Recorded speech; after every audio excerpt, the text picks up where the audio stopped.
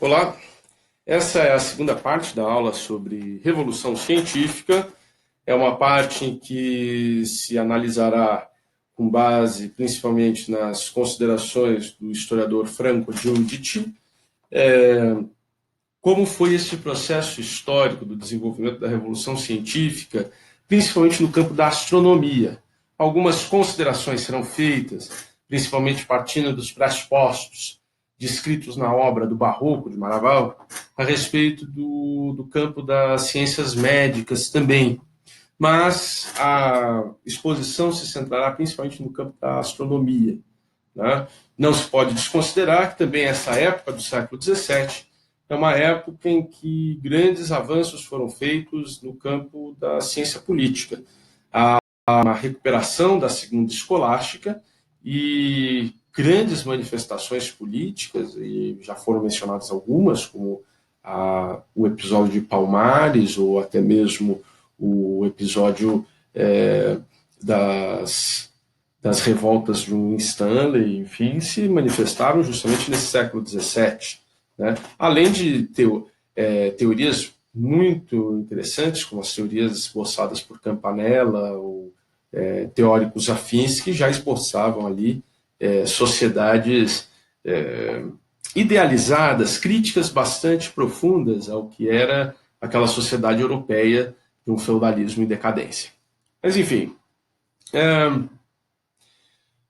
pegando o campo da astronomia, uma das figuras que é reivindicada com maior veemência é a figura de Copérnico. Né? Copérnico, não por um acaso, né, ele vai ser uma personagem muito importante. Por quê? Ele vai romper uma concepção, que é a concepção metafísica medieval de natureza. Tá? O que o Copérnico ele vai falar?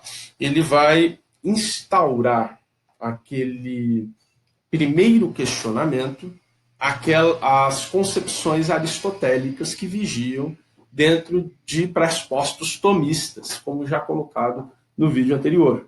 Né? E vai trazer aí alguns dos elementos pitagóricos, platônicos, nas suas reflexões. Né?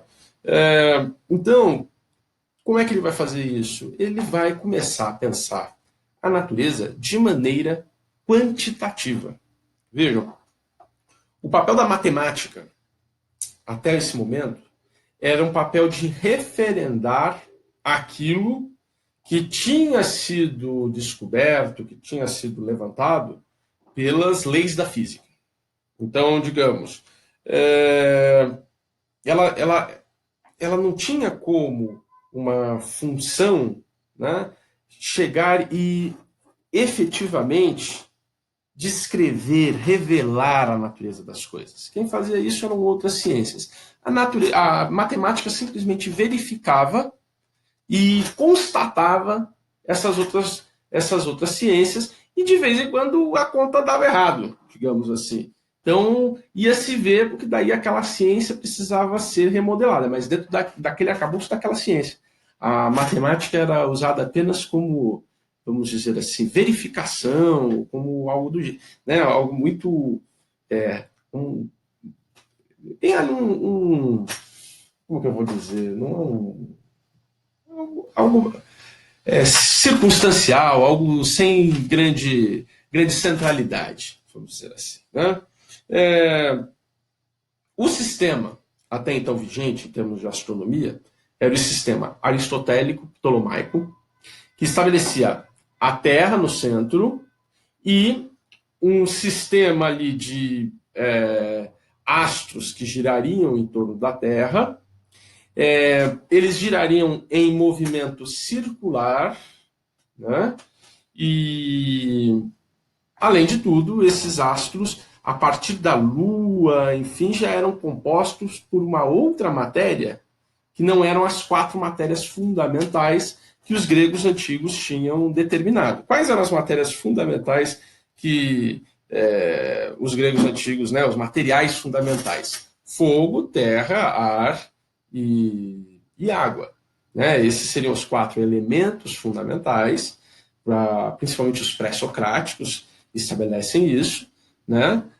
Esses elementos podem ser combinados entre si, então água e terra dá argila. Claro, você não consegue combinar elementos diretamente antagônicos. Água e fogo, ar e terra. Não dá, isso não dá. Mas você consegue combinar, digamos, como eu dei como exemplo, a água e a terra. Eu não conseguiria pensar aqui em outros exemplos parecidos, né? Mas, enfim, esse papel da matemática ele ficava relegado a um papel hipotético, um papel de facilitação de cálculos, enfim. E, na verdade, esse sistema ele nunca era questionado. Era um sistema físico que foi postulado.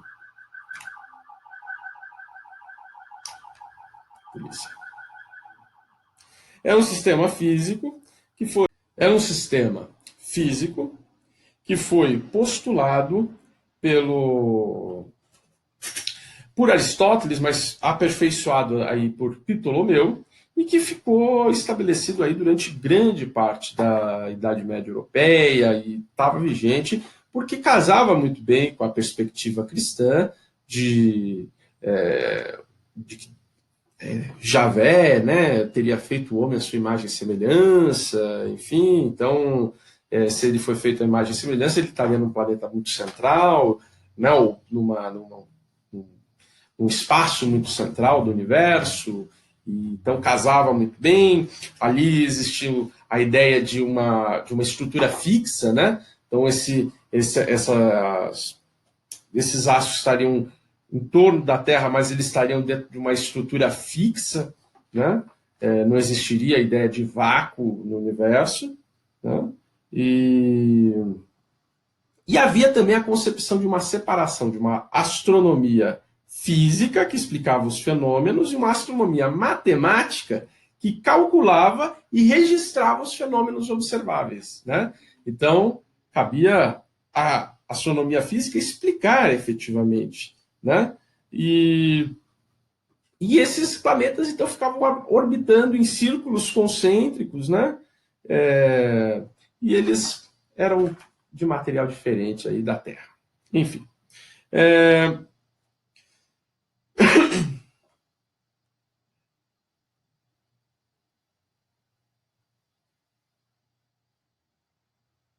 De qualquer forma, o sistema ptolomaico ele era muito limitado. Né? Por quê? Ele era incapaz de conciliar com a precisão, né, necessária para dar certo com as contas. Então, veja, pelo fato dele pressupor esse movimento circular, pelo fato dele pressupor uma Terra no centro, enfim, os cálculos que eram feitos a partir disso davam sempre errado.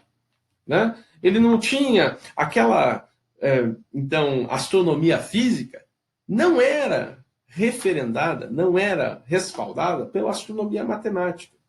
Mas ficava tudo isso por isso mesmo, porque ela já era um sistema em si e a astronomia matemática, enfim, precisava adequar suas contas ou até trabalhar melhor essas contas, mas tudo bem. Então, aquela astronomia física estava só com algumas contas equivocadas, mas com o tempo, claro que isso vai dando um problema em termos calendariais.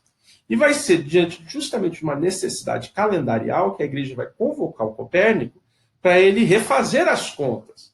Porque realmente as contas não batiam. Se você está partindo de pressupostos equivocados, você vai ver que determinado planeta, ou determinada estrela, ou determinada. Né, até o comportamento da Lua, enfim, não vão se verificar.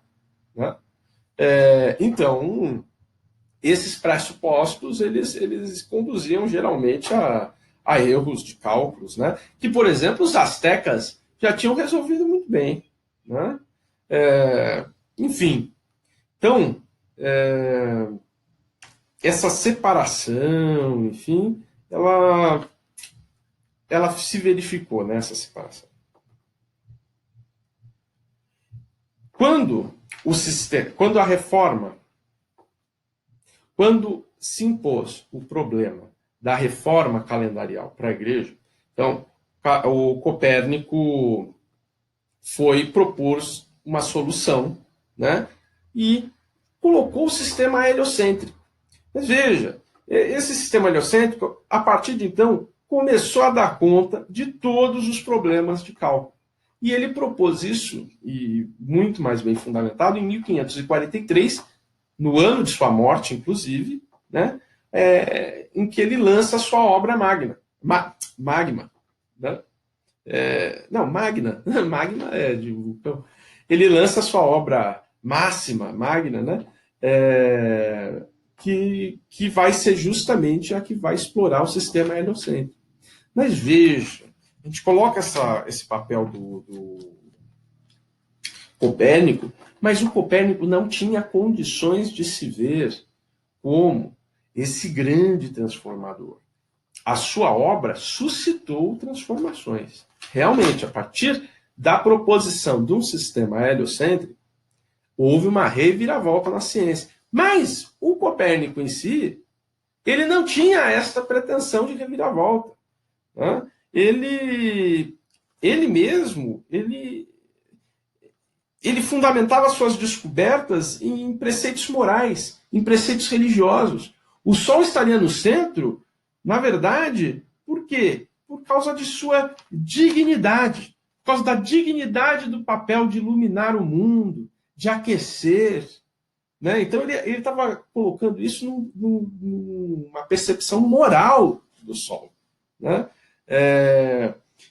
Ele não é um revolucionário. Ele não se pretendia ser um revolucionário. Né? Na verdade, ele era um conservador. Ele estava fazendo uma reforma a pedido da igreja e aquilo era para fazer as contas darem certo. Né? Mas veja, curiosamente, o seu texto, mais do que um texto revolucionário, ele provocou uma revolução. O texto em si não é revolucionário, mas ele provocou. Acabou por suscitar a tal da revolução científica no âmbito astronômico e no âmbito do questionamento das verdades apregoadas pela Igreja Católica, né? Que é a grande senhora ali do feudalismo, enfim. Né? E ao mesmo tempo que ele não se pretendia revolucionário, ao mesmo tempo que ele está querendo retornar uma base platônica, ele não está com grandes elementos nesse sentido, Copérnico inaugura uma inovação radical. Não só por afirmar o sistema heliocêntrico, isso não é essa tanto, né? Mas ao afirmar que a Terra é um planeta como os outros, isso já é um elemento em si, e ao utilizar a geometria como base para o conhecimento da realidade física, ele coloca o Estatuto da Matemática não só como um espaço para atestar as contas da tal da astronomia física, mas a matemática ganha um novo patamar, né? Ganha um novo caráter, ganha um respaldo maior. Nasce com ele a figura do filósofo natural. Lembre-se, a figura do cientista só aparece no século XIX. Mas, a partir de então, nasce essa figura da pessoa que vai pensar a questão da natureza a partir de observações empíricas, a partir desses elementos. Tá? A veracidade se atesta porque assim o exige de acordo com a matemática. A matemática passa a explicar as coisas. E a partir de então, o que inaugura Copérnico vai ser transposto para outros campos do conhecimento. Né? Veja, ele permite a matematização da natureza. Né? Bom, os principais protagonistas da Revolução Científica, como eu falei, né, eles vão ser essas pessoas que vão organizar aí esse novo estatuto, né, vão estar interessados no estatuto epistemológico da matemática. Né? Esses são seus... Tycho Brahe, por exemplo, vai ser um personagem importante nesse caso. Tycho Brahe, ele tenta montar um sistema que vai conciliar o sistema aristotélico ptolomaico com o sistema copernicano. Como é que ele fala? Ele fala, não, olha, Copérnico está equivocado, a Terra é o centro do universo. Realmente, a Terra está no centro. Em torno dela giram a Lua e o Sol. Em torno do Sol giram os planetas. Então, ele vai tentar conciliar os dois sistemas, criando ali um heliocentrismo em relação aos outros planetas, mas a Terra continua no centro em relação à Lua e o Sol. Né? Então, essa inovação do Tycho Brahe, né? Ela está fixa no centro, né? E aí, veja, por mais que esse Brahe se mantivesse aí nos elementos ptolomaicos e tudo, ele chega a uma conclusão original em relação ao sistema anterior. E nisso ele põe um ponto a mais. Veja como, então, né, aquilo que a gente estava falando sempre sobre os passos da Idade Moderna, da primeira Idade Moderna. Né? Tem um passo no passado e um passo no futuro. Né? Então o cara faz determinadas colocações que são muito interessantes, são bastante transformadoras, que a gente vê como transformadoras, mas ao mesmo tempo está extremamente apegado a uma ideia de medievalidade. Então a gente não consegue, né, ele está nessa dualidade, né, do antigo e do moderno, está sempre presente nessa primeira idade moderna. Né? Então, veja, o que o Tycho Brahe vai trazer como um elemento de inovação bastante curioso, que vai romper em grande medida com o sistema ptolomaico. Né? Ele vai propor que o céu não é um corpo duro e impenetrável. Ou seja, né, se o céu não é um corpo duro e impenetrável, ele é fluido e livre, aberto a todas as direções e governado pela sabedoria reguladora de Deus, pelas palavras dele. Né? Pela sabedoria reguladora de Deus. Então, postulava-se a partir de então um problema. Se o céu não é aquele corpo fixo em que estão orbitando os planetas em torno da Terra, como colocava Ptolomeu, ou o corpo fixo que estão orbitando os planetas em torno do Sol, como colocava Copérnico, agora ele propôs esse novo sistema que misturava os dois, mas agora ele coloca, existe esse corpo fluido, o que leva ao movimento desses planetas, né? O que faz os planetas se moverem? Porque se não é fixo, né? Antes eu consigo pressupor uma coisa que está todo mundo se movendo ao mesmo tempo, digamos assim, num sistema extremamente estático, né? Agora, o que faz mover os planetas? Quem vai dar a resposta a isso vai ser um assistente do Tycho Brahe, que também vai trazer inovações nesse sentido.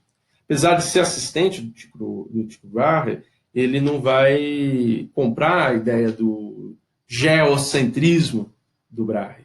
Né? Ele vai reforçar o heliocentrismo do Copérnico. Né? Vai ser Johannes Kepler. Você já deve ter ouvido falar das leis de Kepler. Não sei se já ouviram falar. Se já tiveram astronomia, invariavelmente já ouviram falar das leis de Kepler.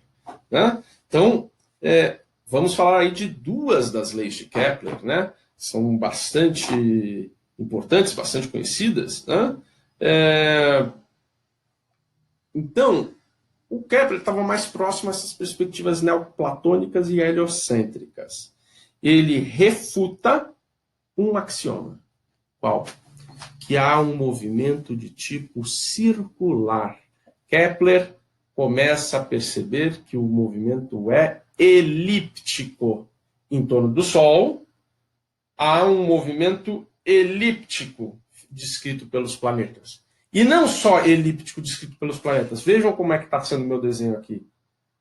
Há uma variação na distância. Não é uma elipse de igual tamanho aqui, a parte de cá e a parte de cá. Há um perigeu e um apogeu. Ou seja, há momentos em que o planeta está mais distante do Sol e há momentos em que ele está mais próximo. No momento em que ele está mais distante, ele corre com maior lentidão, de acordo com Kepler. E no momento que ele está mais próximo, ele corre com maior rapidez, de acordo com Kepler. Né? Então, o que ele coloca? Veja, ele parte de uma filosofia, na verdade, magnética. Ele parte da filosofia magnética de William Gilbert. E aí ele deduz que o Sol palavras de Kepler, o Sol, a alma do mundo, né, é dotado de uma força motriz que faz girar os planetas em seu entorno. E os planetas, por sua vez, também são dotados desta força motriz, dessa força magnética, né? Quanto mais distante está o planeta do Sol, menor fica a força. Por isso que o planeta vai com maior lentidão, né? E por isso que fica menor a força que o atrai à estrela, né? Ao Sol. E quanto mais próximo, maior é a força que está atraindo ao Sol, a estrela. Não sei se concebiam como estrela, que está falando da alma do mundo, eles colocavam um caráter moral ao Sol. Né? Eu estou chamando de estrela, dada a ciência do século XIX, enfim. Mas veja uma outra inovação de Johannes Kepler também. Ele, pela primeira vez, vai pontuar uma separação entre a tal da astronomia física e a astronomia matemática. Ele vai colocar as duas numa coisa só.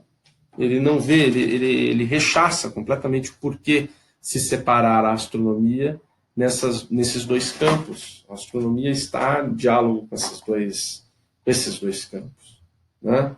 Então, enfim, ele vai trazer bastante elementos, embora esteja trabalhando também com a ideia de que o Sol seja aí, como é que é? A alma do mundo e todos esses elementos. Né?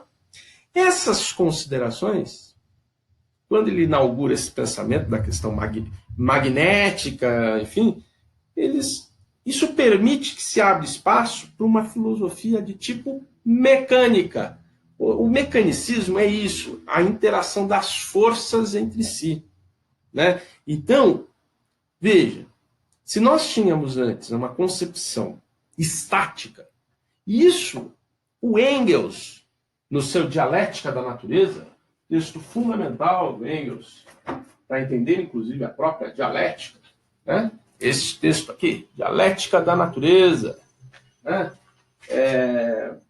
Mas muito mais bem discutido aqui estão Princípios Fundamentais de Filosofia, do francês Georges Pulitzer. Né? Nesse livro discute-se bastante esse elemento, né? Sobre essa dialética da natureza e sobre a dialética dos nossos conhecimentos. Nós, num primeiro momento, quando você desconhece algo, você tem a percepção estática desse algo. Depois, é uma percepção conceitual. No primeiro momento, quando se desconhece algo, tem-se uma percepção estática de algo, que é uma percepção imediata, uma percepção conceitual. Né? Num segundo momento, estuda-se um pouquinho mais e começa a se ver que aquele algo se mexe.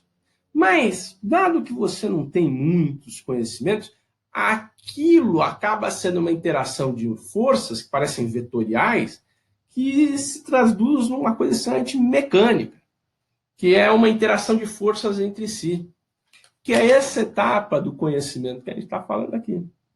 Qual que é uma etapa superior do conhecimento? Que aí sim, nós vemos as coisas no seu movimento, porque está tudo em movimento, e aí a gente vê a real dinâmica desse movimento. A gente entende como esse movimento se produz, como que ocorre a dialética interna das coisas. É exatamente você entender a dialética. É você entender que uma coisa é ela e não é ela ao mesmo tempo. Dá um exemplo.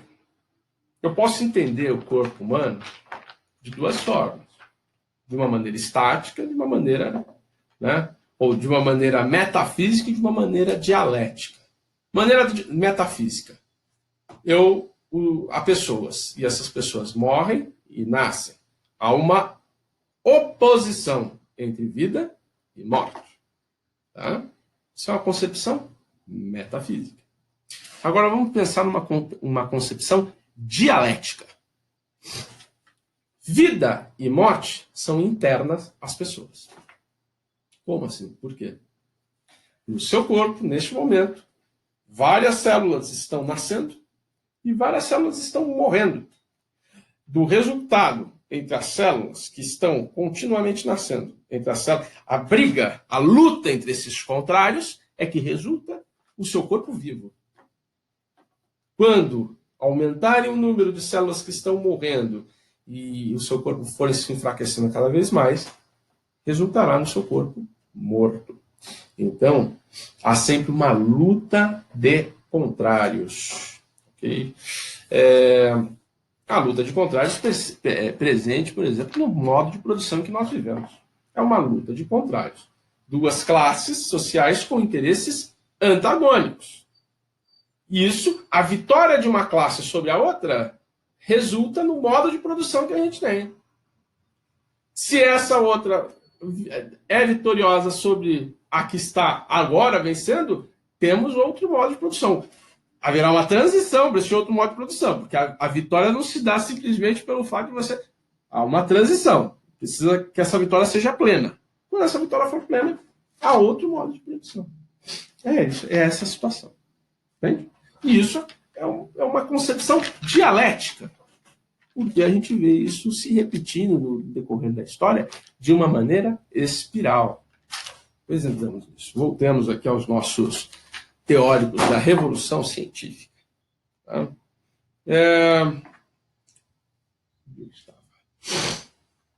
Então, as considerações de Kepler abrem espaço para uma filosofia de caráter mecanicista. Tá? Por isso mesmo, abre-se espaço a quem? Galileu e Newton. Né?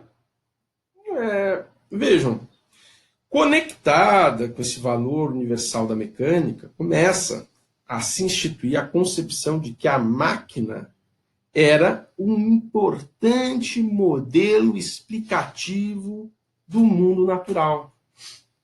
A matemática, então, se soma a máquina como um modelo explicativo do mundo natural. Não por um acaso, temos, por exemplo, uma obra, cara, muito conhecida, vai ser a obra de Vesalius, chamada De Humanis Corporis Fabrica, em que Vesalius vai mostrar o ser humano como ele é por dentro e vai mostrar isto, ó, De Humanis Corporis Fabrica, o humano, corpo da fábrica.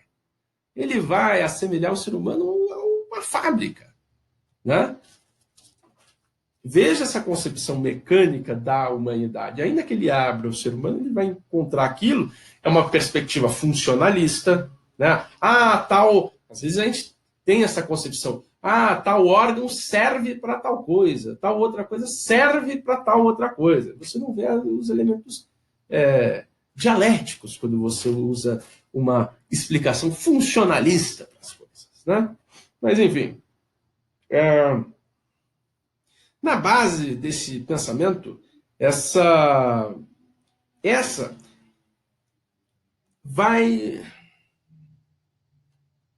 na base desse pensamento está a perspectiva de que o mundo imediato da experiência sensível não é real.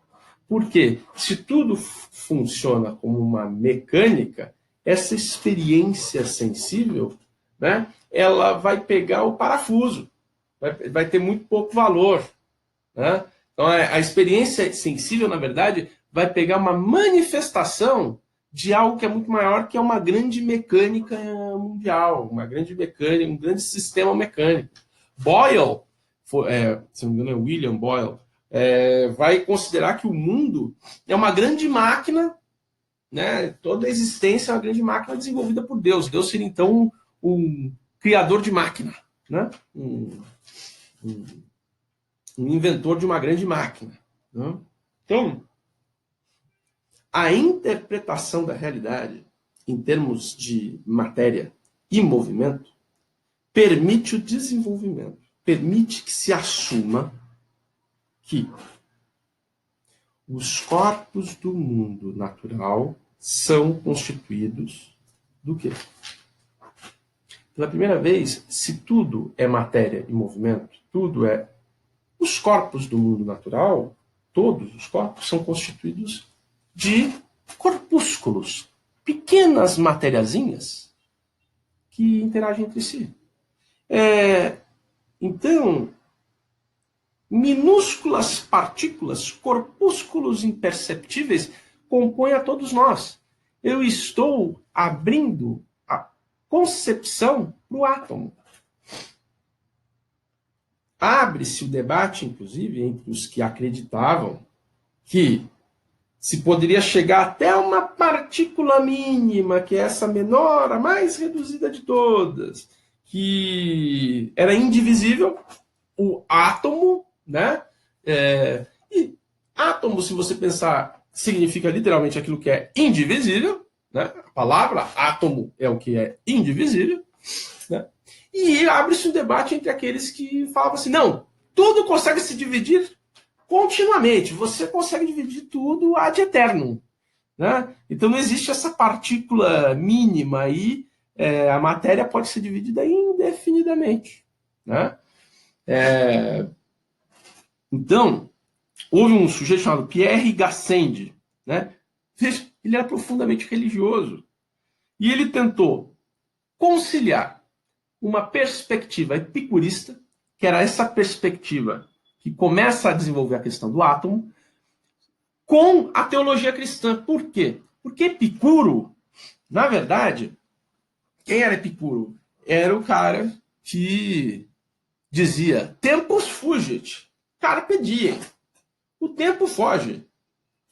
Colha o dia. O tempo, ele é fugidio. O tempo, ele nos escapa. Então nós temos que aproveitar a vida o máximo possível. O Epicuro desenvolveu ali comunidades com várias pessoas, homens, mulheres, escravizados, né, em que se desenvolviam altas orgias. Tem que se aproveitar a vida. Não se desenvolvia altas orgias. E ele desenvolve a teoria atomista também. É ele quem, pela primeira vez, vai teorizar ou vai discutir sobre essa existência da perspectiva atomista. Quando essa perspectiva atomista começa a se colocar cada vez mais presente com a ideia de que o mundo é regido por matéria em movimento, né, a partir de uma concepção mecânica, que o mundo seria uma grande máquina, enfim, um religioso, né, o Gassendi, ele vai falar assim, bom, o cara que defende isso, o que ele defende em termos morais não é aceitável. Então eu vou tentar trazer o átomo para a moral cristã, né? Ele não pensa, né, que o átomo, diferentemente do Epicuro, ele não pensa que o átomo ele tem uma via única de direção, né? Ele pensa que a escolha de Deus, ele pode se mover a qualquer direção, né? Ou seja, se o átomo pode se mover a qualquer direção, no momento que ele se desloca, e ele é a menor partícula que existe, ele cria o que aqui? Vácuo. Então, sem querer, o Gassendi abre espaço para a concepção do nada, do vácuo, dentro da percepção da saída do átomo, né? Então, coloca-se ali uma teoria do vácuo, né, possível. Então, e não só, a teoria da agregação molecular. É possível uma agregação molecular. Se ele pode ir para qualquer direção, as moléculas podem interagir entre si, né? E esses átomos interagirem entre si, né? Descartes, por sua vez, ele não admite o vácuo. Descartes não acha que haja vácuo, né? Ele acha que só existe matéria e só existe movimento, né?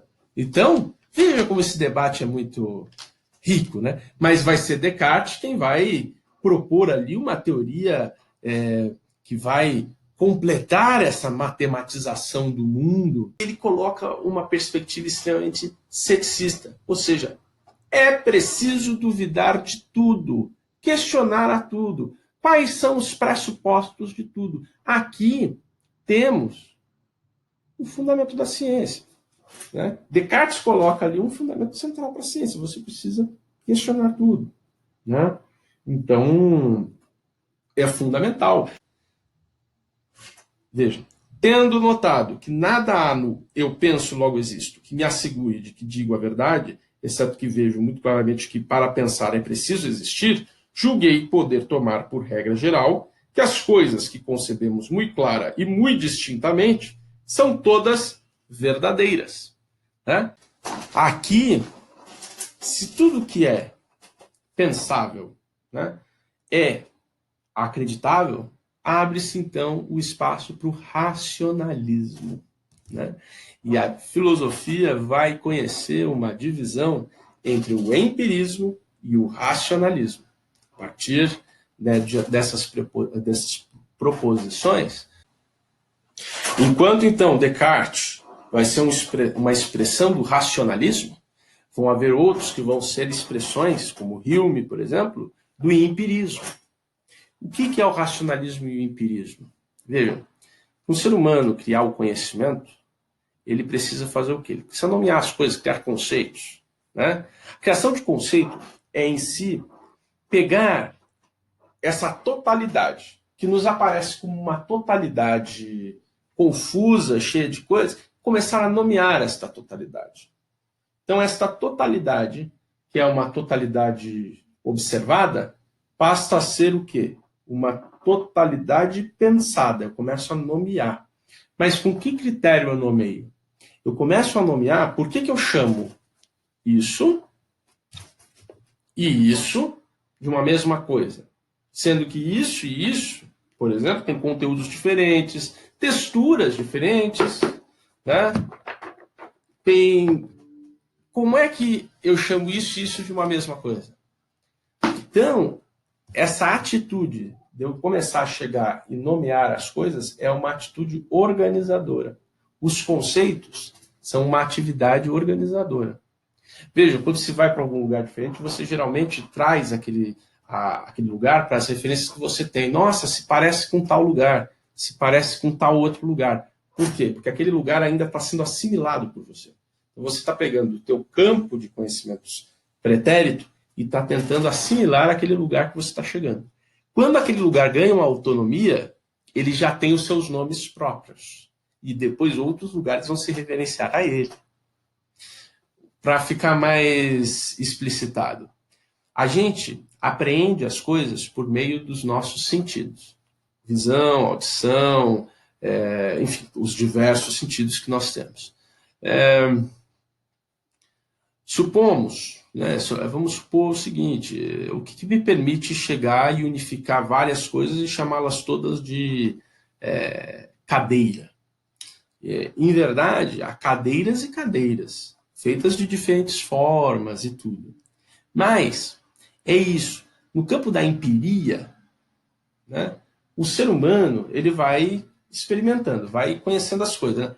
Ele vai percebendo que determinadas coisas têm uma função social comum. Sentar-se. Independentemente se em uma você se sente mais agradável ao se sentar. Ou você se senta e se sente mais agradável ao se sentar. E outra está mais desconfortável. Mas tudo bem. Chamamos tudo aquilo pelo mesmo nome. A operação de aprender as coisas pelos sentidos é a empiria. A empiria é o que nos traz a coisa imediatamente. Mas o raciocínio é a racionalização sobre a empiria. Como é que eu sei se o que eu estou definindo é verdade ou não? Eu tenho que voltar para a prática e falar, bom, então vou experimentar. Eu acho que tal coisa é tal coisa. Aí eu vou para a prática e falo, ó, tal coisa é tal coisa. Vou fazer uma experimentação. Nas ciências naturais, às vezes eu consigo fazer essa experimentação, por exemplo, pegando algo, colocando num laboratório, fazendo uma experiência com várias placas de Petri e repetindo aquela experiência. Verifiquei que realmente, em 99% dos casos, o resultado é esse, então tudo leva a crer que tal coisa. Beleza. Cheguei a um conceito. Né? Cheguei a um atestado de verdade. É assim que opera a ciência. Não é a partir de elucubrações, a partir de magos ou de astrólogos que falam coisas absurdos, né? E aí os filhos do papai ficam, enfim, você já sabe. Voltamos ao nosso assunto. Essa época do século XVII é uma fase de profundas invenções, né? Invenções bem importantes, tá? O microscópio, todos sabem, né? O microscópio que amplia a visão. O telescópio, que também amplia, ou que torna a visão mais potente em termos, há uma ampliação em termos do pequeno, né? E há uma ampliação em termos do distante, digamos assim. O termômetro é desenvolvido nessa época, né? Conseguimos agora medir temperatura. O barômetro, conseguimos medir a pressão do ar, né? O relógio de precisão é desenvolvido nessa época. Todos esses instrumentos permitem o quê? Uma potencialização dos sentidos, uma potencialização da empiria. Por meio da potencialização da empiria, eu permito uma potencialização do raciocínio sobre as coisas, né? A partir da empiria que eu crio o raciocínio. Então não estão certos nem os racionalistas, nem os empiristas. Não é nem só pela empiria que você tira as coisas, porque você precisa tirar uma conclusão, mas eu vou discutir isso com mais cuidado em outros momentos, quando eu estiver falando principalmente do iluminismo. Isso é uma discussão muito boa para fazer na questão do iluminismo, porque uns caras como Hume, assim, né, por um outro lado, o pessoal da empiria, fala que você não pode dizer nada. A priori não se pode atestar nada, porque tudo pode ser comprovado falso, né? Você pode repetir uma experiência várias vezes, ela deu certo. Empiricamente, perfeito. Você pode tirar um conceito a partir daquilo? Não. Por quê? Porque se você fizer a 1000ª experiência e ela der errado, aquilo que você falou que era uma verdade não é uma verdade. Então, para os empiristas, você não pode chegar e dar o salto à razão, ao raciocínio.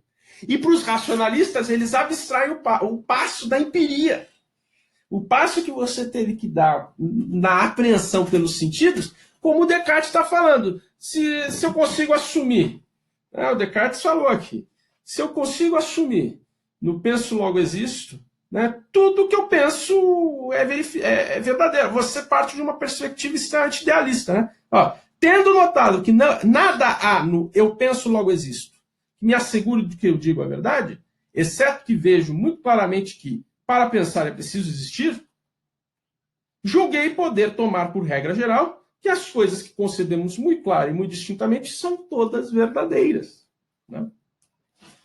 Bom, vocês devem estar se perguntando, você falou de muita gente, mas está faltando aí um sujeito fundamental, que é o senhor Galileu. O senhor Galileu vai ser mais explorado na peça que vocês deverão ler, mas o que eu posso dizer basicamente é que Galileu discute, em grande medida, uma nova concepção de universo. Né? Ele vai trazer que o espaço é um todo homogêneo e é determinado matematicamente. Né? O Galileu, ele, no começo do século XVII, ele vai lançar os seus principais pressupostos. Quando ele vê, né, ele se vê com um importante papel ali na Universidade de Pádua, servindo aí a corte em Florença, enfim, dos Médici e tudo, mas ele é obrigado a recuar em muitas das suas teorias e ficar em silêncio em muitas das suas teorias, porque ele advoga, por exemplo, a questão dos anéis de Saturno, das manchas solares, que Vênus tinha as fases de Vênus, né? Que a Lua, da mesma forma que a gente olha para a Lua e a gente vê Lua nova, Lua minguante, Lua crescente, Lua cheia, a Lua, ao olhar para a Terra, vê a mesma coisa da Terra. Por quê? Há uma luz em comum que vem do Sol que ilumina os dois corpos, ou seja, aqueles corpos, eles, ainda que não sejam corpos emissores de luz, eles refletem essa luz de alguma forma. Então, na verdade, a Lua Quando ela está trazendo essa luz é uma luz do Sol. Se essa é uma luz do Sol em relação à Lua, quando essa luz do Sol bate em relação à Terra, a Terra faz a mesma coisa em relação à Lua. Então existe uma Terra nova, uma Terra cheia, uma Terra minguante e uma Terra crescente para a Lua, na perspectiva de quem está na Lua. Né? Basta, se quiserem ver as fotos, né? Para quem acredita nessas fotos, porque né, pode ser que tenha gente aí que acha que é a NASA, e aí, né, e para essas pessoas eu nem aconselho estarem assistindo a esta aula. Né? Bom, William Harvey também é um personagem muito importante. Por quê? Porque eu tinha falado da questão da medicina. Tinha mencionado o Versalhes, com o seu De Humani Corporis Fabrica, que ele abriu o corpo, enfim. Falei do Miguel de Cervé, um médico importantíssimo. Né? Galileu vai se fundamentar em grande medida no Giordano Bruno, tinha morrido na fogueira por defender o que defendia. Agora, o Galileu, com o aperfeiçoamento do telescópio, conseguia demonstrar o que Giordano Bruno estava falando. Né? E mesmo assim, teve que renegar. Apesar do Papa ser seu amigo pessoal, o Papa Urbano VIII, ser seu amigo pessoal, considerado um Papa cientista, ele teve que renegar publicamente. Né? Então ele fala o seguinte: eu, Galileu Galilei, isso em 33, florentino de 70 anos de idade, eu vou pular umas partes, acusado de veementemente suspeito de heresia. Isso é, de haver sustentado e acreditado que o Sol está no centro do mundo e imóvel, e que a Terra não está no centro, mas se move. Abjuro, amaldiçoo e detesto os citados erros e heresias, e juro que, no fundo, nunca mais direi, nem afirmarei, verbalmente, nem por escrito, nada que proporcione motivo para tal suspeita a meu respeito. Disse que, depois dessa afirmação, né, ele teria dito, proferido uma frase que seria célebre, né? Eppur si move. E, no entanto, se move. Ele teria falado, a Terra não se move, eu abjuro isso. No entanto, se move. Ou seja, ele nunca chegou a renegar completamente o que acreditava, enfim, mas deixemos isso. Né? Como eu falei, a questão da medicina, né? Eu fui para outro campo. No campo da medicina, é fundamental a gente entender uma personagem chamada William Harvey. Quem é o William Harvey? William Harvey ele vai transformar a concepção que tínhamos desde a época de Galeno. Galeno, um sujeito que viveu de 129 a 200 depois de Cristo, em Roma. A medicina se fundamentava em grande medida na teoria hipocrático-galênica. Vai continuar se fundamentando, mas Galeno traz algumas inovações, principalmente o Harvey traz algumas inovações, principalmente no campo da circulação sanguínea.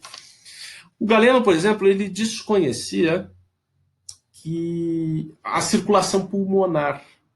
Né? Então ele afirmava que o sangue passava do ventrículo direito para o ventrículo esquerdo por meio de poros, né, que existiam, poros invisíveis localizados no septo interventricular, e que aí passavam do ventrículo para o outro, e aí no ventrículo esquerdo enchiam-se de ar, né, e aí para se criar o espírito vital, onde ele colocava. Vai ser William Harvey quem vai desenvolver a tese até hoje presente, com experimentações que ele faz em animais, que nós temos sobre o sangue venoso, o sangue arterial, né, um sangue ali com gás carbônico, depois um sangue com oxigênio a partir da respiração, enfim. Então, esse elemento do pulmão e dessa parte, quem vai desenvolver vai ser o William Harvey, nessa época, século XVII. Tá? Bom, para concluir essa exposição, acho que é fundamental mencionar um personagem que é o Newton. Né? O Newton, o pensamento newtoniano, ele é fundamental, porque o Newton é quem leva este elemento da mecânica a um novo patamar. Né? Ele cria uma teoria geral do universo com base neste elemento da mecânica. Né? Então, pegando aqui as teorias de Newton, né? Temos o seguinte, ele escreve em 1687 os princípios matemáticos da filosofia natural, né? Então, é Newton conhecido, por exemplo, pela teoria da gravitação universal, né, que ele teria descoberto, então, dessa força atrativa desenvolvida pelo centro terrestre, que puxaria, então, né, que atrairia os seres para a Terra, né? E aí, a partir dessa lei da gravitação, ele pode presumir que esta lei da gravitação ocorre entre todos os países, entre todos os planetas. E aí, presumindo isso, você consegue perceber que a força que um faz em relação ao outro determina o movimento que um faz em relação ao outro. Se eu puxo de um lado e você puxa de um outro, né, a gente vai começar a desenvolver um movimento circular. Claro, se eu puxo de um lado e você puxa de um outro, a gente vai desenvolver um movimento circular. Se eu tenho mais força, eu sou um sol, e eu puxo, e um bebê puxa do outro, a gente vai movimentar de uma maneira elíptica. Então, Newton vai criar toda uma teoria do universo com base nesse princípio que é fundamental da teoria da gravitação, né? E acaba sendo um grande nome aí dessa fase que eu estou identificando como uma fase ali já chegando ao período iluminista, né? Ao período pré-iluminista, enfim, desses debates aí que estão presentes aí os racionalistas e os empiristas, enfim, essa turma sobre a qual eu mencionei, né? O Newton também estabelece a lei da inércia, vocês já conhecem, né?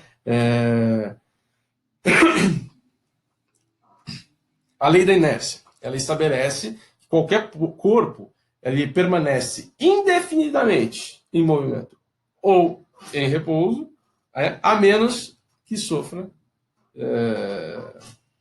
uma intervenção externa, né? Então, essa intervenção externa aqui, a inércia leva a que aquele movimento continue, né? E a lei da ação e reação, né? A toda ação há uma reação em sentido contrário, né? Em uma reação igual, né? Talvez uma força igual, mas em sentido contrário. Tá? Quando eu dou um soco, essa parte da minha mão dói com a mesma intensidade do soco que eu apliquei. Né? Então, mais ou menos isso. Né? Se há essa lei de ação e de reação, é a lei de ação e de reação que explica esta teoria universal aí, da atração universal aí dos planetas, dos corpos celestes, de maneira geral, né? Mas veja, o Newton concebe a atração entre os corpos como uma relação de simpatia, né? Ele trabalha com uma atração simpática entre os corpos. Então veja, então, né, esses grandes teóricos que são até hoje, né, a gente estuda esses teóricos, claro, que com uma nova roupagem, com caráter científico, tá? Eles precisam ser historicizados. Eles não estão desenvolvendo não são grandes gênios que por um acaso caiu lá a cabeça na maçã do cara, a maçã na cabeça do cara, o cara tirou uma ideia. Eles precisam ser historicizados. Eles estão numa época em que estão sendo desenvolvidas teorias, estão sendo debatidos pressupostos, né? O Newton tem muitos avanços no campo da óptica, né? Mas eu acredito que esses sejam os principais contributos. O campo das ciências humanas, o campo dessas ciências astronômicas, o campo das ciências médicas, é onde essa revolução científica mais se destaca. Tá bom? Muito obrigado. Até mais.